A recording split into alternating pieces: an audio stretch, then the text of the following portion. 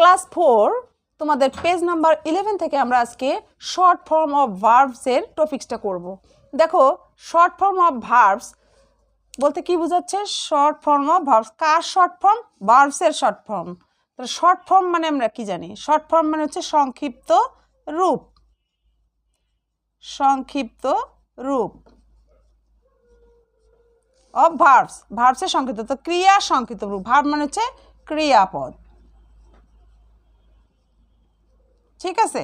তাহলে ক্রিয়াপদের সংক্ষিপ্ত রূপ করব। এখন দেখো আমরা ক্রিয়াপদের সংক্ষিপ্ত রূপ, এখানে দুটো ওয়ার্ড রয়েছে, হাউ এবং ইজ। এখানে দেখো এই যে ইজটা হচ্ছে আমাদের কি অক্সিলারি ভার্ব, এটারই সংক্ষিপ্ত রূপ আমরা এখানে করব। এবং এটাকে আমরা কি বলবো? কন্ট্রাকশনও বলতে পারি। এটাকে এই শর্ট ফর্ম অফ ভার্বসকে আমরা কন্ট্রাকশনসও বলতে পারি, বা সংক্ষেপ, সংক্ষেপকরণ বা সংক্ষেপ। কন্ট্রাকশন মানে সংক্ষেপ। তাহলে এখানে দেখো দুটো ওয়ার্ড রয়েছে, দুটো ওয়ার্ডকে আমরা একটি ওয়ার্ডে পরিণত করেছি। তাহলে এটা একটি কম্বাইন ওয়ার্ডও, combine word. This is a combine word.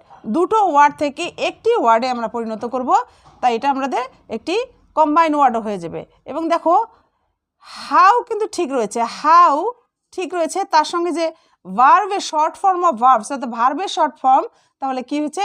Is ছিল, ইজের জায়গায় আমরা কি দিয়েছি? এই যে উপরে একটা কমা, তার সঙ্গে আমরা একটা এস দিয়েছি, অর্থাৎ এই অক্সিলারি ভার্ব ইজকে আমরা সংক্ষেপ করেছি অ্যাপোস্ট্রফি এবং এস দিয়ে, অর্থাৎ এই কমাটাকে আমরা অ্যাপোস্ট্রফি বলবো, এই কমাটাকে আমরা অ্যাপোস্ট্রফি বলবো, এবং এখানে হচ্ছে apostrophe S. How is house, how is house.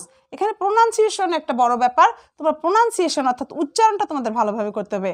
How is house, he is his, she is she's, it is its, it is its, they are they are, they are they are, you are you are, you are you are, we are we are, we are we are, how are how are, how are how are। দেখো এভাবে তোমরা উচ্চারণগুলো করবে। এবং এখানে যে আমি বলেছি যে কমার মতো যে চিহ্নটা ব্যবহার করছি সেটাকে কি বলবো? অ্যাপোস্ট্রফি। তাহলে যখন আমরা এস হবে তখন he is his, he is he দিয়ে অ্যাপোস্ট্রফি দিয়ে আমরা এই এসটা ব্যবহার করেছি, এই এসটাকে ব্যবহার করছি এইভাবে, তাই না? তাহলে এটা হবে অ্যাপোস্ট্রফি এস।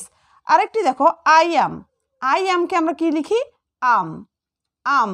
তাহলে এখানে হবে অ্যাপোস্ট্রফি এম, অর্থাৎ এটা হচ্ছে অ্যাপোস্ট্রফি এস এবং এটা হবে অ্যাপোস্ট্রফি এম।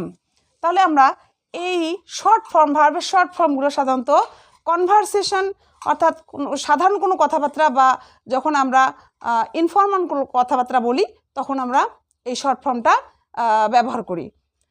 আশা করি তোমরা ক্লাসটি বুঝতে পেরেছো।